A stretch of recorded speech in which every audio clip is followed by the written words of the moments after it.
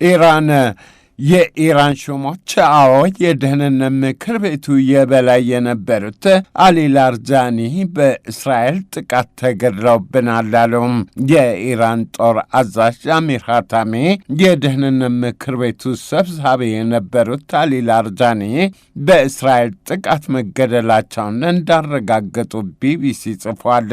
የኢራኑ ጦር አዛዥ ስለ ላርጃኒ መገደል ማረጋገጫ የሰጡት ቀደም ሲል የእስራኤሉ የመከላከያ ሚኒስትር እስራኤል ካትዝ የኢራንን የደህንነት ኃላፊ አሊ ላርጃኒን ገድለነዋል ካለው በኋላ ዘግይቶ ነው ተብለዋል።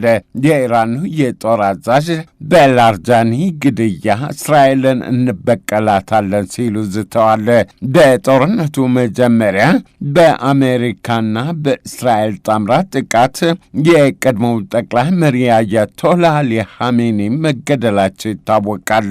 አብዮታዊ ዘብ የተሰኘው የኢራን የጦር ክፍል በበኩሉ በላርጃኒ ግድያ እስራኤል ዋጋዋን ታገኛለች ሲል መዛቱ ተሰምቷል። የአሜሪካው ፕሬዝዳንት ዶናልድ ትራምፕ የሰሜን አትላንቲክ የጦር ቃል ኪዳን ድርጅት ኔቶ አባል ሀገሮችን በኢራኑ ጦርነት እርዳታችሁ አያሻኝም አሉ። ትራምፕ የጦር ቃል ኪዳን ድርጅቱን አባል ሀገሮች ከእንግዲህ እንኳ ልርዳህ ብትሉኝ ድጋፋችሁ በጭራሽ አያሻኝም ሲሉ በትሩዝ ማኅበራዊ ትስስር ገጻቸው መልእክት ማስፈራቸውን ቢቢሲ ጽፏል። ቀደም ሲል የአሜሪካው ፕሬዝዳንት በኢራን አቅራቢያ የሚገኘውን የሆርሙዝ የባህር መተላለፊያ ሰርጥ ለማስከፈት የኔቶ አባል ሀገሮች የጦር መርከቦቻቸውን እንዲልኩ ትዕዛዝ አክል ጥያቄ አቅርበው ነበር። ፈጥነው ጥያቄያቸውን የተቀበሉ ሀገሮች አልተገኙም። ኢራንም መርከቦቻቸውን ወደ ሰርጡ የሚልኩትን ከወራሪዎቹ ከአሜሪካና ከእስራኤል ለይቼ አላያቸውም ብላለች። ትራምፕ የኔቶ አባል ሀገሮች ታላቅ ስህተት ፈጽመዋል ብለው እያብጠለጠሏቸው መሆኑም መረጃው አስታውሰዋል። በሌላ መረጃ የአሜሪካው ብሔራዊ የጸረ ሽብር ማዕከል ዳይሬክተር ጆ ኬንት በኢራን ጦርነት ምክንያት ኃላፊነታቸውን በገዛ ፈቃዳቸው ለቀቁም። ጆ ኬንት ኢራን በአሁኑ ወቅት የአሜሪካ የደህንነት ስጋት አይደለችም ባይ እንደሆኑ አልጀዚራ ጽፏል። የጸረ ሽብር ማዕከሉ የቀድሞ ዳይሬክተር ይህንኑ አቋማቸውን ለፕሬዝዳንት ዶናልድ ትራምፕና ለሚመለከታቸው አስቀድመው ማሳወቃቸውም ተናግረዋል። ይሁንና ሙያዊ ምክርና አስተያየታቸውን ነገር ያለው ባለመኖሩ የኢራኑ ጦርነት ቀጥሏል ብለዋል። የአሜሪካው ፕሬዝዳንት ከእስራኤል ጋር በኢራን ላይ ጦርነት የጀመሩት ኢራን የአሜሪካ ብሔራዊ ደህንነት ስጋት ሆናለች በሚል ምክንያት ነው።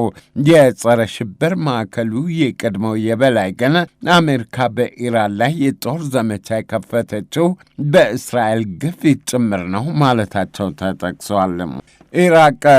በኢራቅ ባግዳድ የሚገኘው የአሜሪካ ኤምባሲ ሌላ ጥቃት ተሰነዘረበት ተባለ። በባግዳድ የአሜሪካ ኤምባሲ ላይ ጥቃት መሰንዘሩን ሮይተርስና ኤኤፍፒ በየፊናቸው ጽፈዋል። በኤምባሲው ላይ ተሰንዝረዋል ስለተባለው ጥቃትና ስለደረሰው ጉዳት ግን በዝርዝር የተጠቀሰ ነገር የለም። ጥቃቱ በማንና በምን እንደተሰነዘረ በዘገባዎቹ አልሰፈረም። በኢራቅ አፍቃሪ ኢራን ታጣቂዎችም ቴህራንን በመደገፍ በአሜሪካ ኢላማዎች ላይ የበኩላቸውን ጥቃት እያደረሱ መሆኑ ይነገራል። በሌላ መረጃ የሳውዲ አረቢያ የመከላከያ ሹሞች የተተኮሱብንን በርካታ ሚሳይሎችና ድሮኖች አጨናቅፈናል ማለታቸው ተሰምቷል። የኩዌት የአየር መከላከያ ምድብተኞች ያለ እረፍት በንቃት እየተጠባበቁ ነው ተብለዋል። ለዜጎቻቸውም ከጥቃት መጠበቂያ ምክርና ማስጠንቀቂያው እየተከታተለ መሆኑ ታውቋል። አድማጮች፣ ዓለም አቀፍ ወሬዎቹ የሰማችኋቸው ናቸው።